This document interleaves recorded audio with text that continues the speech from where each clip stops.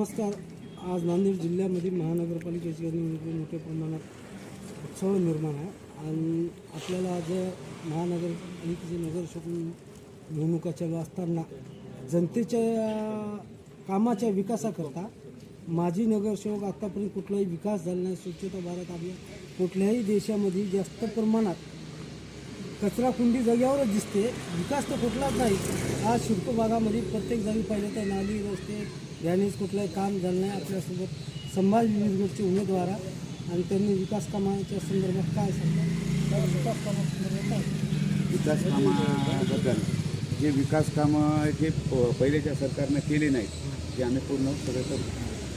आतापर्यंत तुम्ही प्रत्येक जनतेला काय आवाहन कराल? आव्हाने की तुमची काय अडचण आहे तुम्ही आम्हाला सांगा, आम्ही बिलकुल तुमची सॉल्व करू. जनतेला मतदान मागाल्याच्या नंतर त्यांना आश्वासन देऊन कुठले कामं प्रलंबित आहेत, तुम्ही गल्ल्यानं रस्त्याने येल्या कामं कुठले प्रलंबित आहेत त्या संदर्भात काय आहे? नालीचे कामं प्रलंबित आहेत, ड्रेनेजचे आहेत, जे हातपंप आहेत, जे उन्हाळ्यामध्ये खूप त्रास होते ते हातपंप दुरुस्त नाहीत. राहिली गोष्ट 4-4 दिवसाला पाणी येते. ड्रेनेजचे एवढी गच्चाळ सुविधा आहे. नालीमध्ये अक्षरशः 8-8 दिवस येते नाही, कचरा झाला तरी आड्या झाल्या तरी काढायला कोणी येत नाही. बाकी जे पुन्हा अजून लाईटीचा हे आहे, CCTV कॅमेरे वार्डामध्ये लागायला पाहिजे. त्याचा प्रत्येक मुलगी जाताना मुलीची छेड करताना खूप हे झालेले आहेत, मुलं आहेत, त्याचा बंदोबस्त करायचा आहे. वार्डामध्ये सगळीकडे CCTV कॅमेरे लावायला पाहिजे. बरेच असे काही मुद्दे आहेत, त्या मुद्द्यावर आम्ही आम्हाला निवडून दिल्यानं आम्ही बिलकुल काम करू. त्या मुद्द्यावर आमची निशाणी आहे शिलाई मशीन. काही ही उमेदवार जनतेच्या महिलेचे जे सुरक्षा नाही किंवा युवा महिलाला कुठलंही मानधन नाही, त्याच्या संदर्भात महिला स्वच्छता भारत अभियान देशामध्ये राबवलं जाते. त्याच्या संदर्भात कुठलं तुम्ही वार्डात जाऊन भेट द्यायला तुम्हाला काय आढळण्यात आलं? जनतेने विकास काय करणार? महानगरपालिकेचा दवाखाना महिलेसाठी उपलब्ध नाही, तो उपलब्ध करण्यासाठी आम्ही प्रयत्न करू.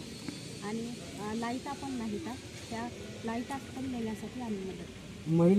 महिलेला संरक्षण देण्याकरता आणि निराधार महिलेचं आज कुठल्याही पद्धतीने कुठलंही काम केलं शासन आपल्या द्वारे हे मुख्यमंत्र्यांना आवाहन केले, त्या संदर्भात काय सांगणार? महिलेचं काम आम्ही त्यांचा मुद्दा मांडतो.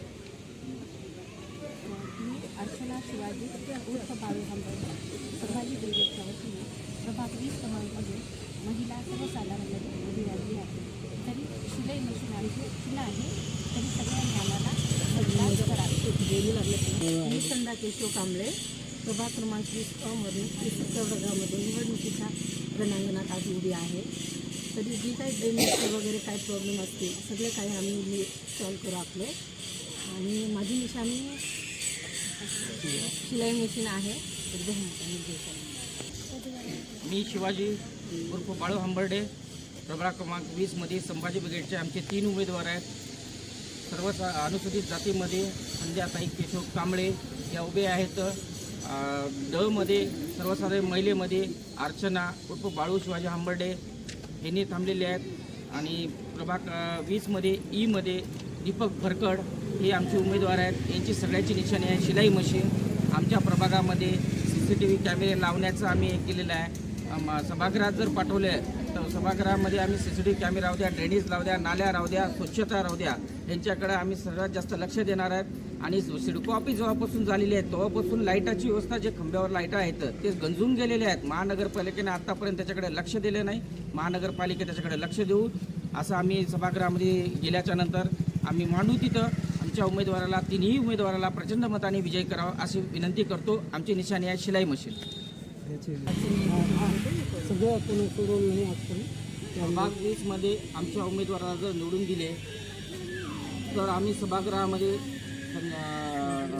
निराधार योजनेचा आम्ही त्याच्यावर पाठबळ करूया आणि तिथं मांडूया की निराधारचे जे पेन्शन लागू करण्यात यावे. आणि अंगणवाडी बऱ्याच ठिकाणी नाही आहे, अंगणवाडीची व्यवस्था पण महानगरपालिकेच्या वतीने करून देण्यात आमचं आव्हान राहील. आणि जनतेला माझी विनंती आहे की धंदा पक्षाला मतदान करू नका.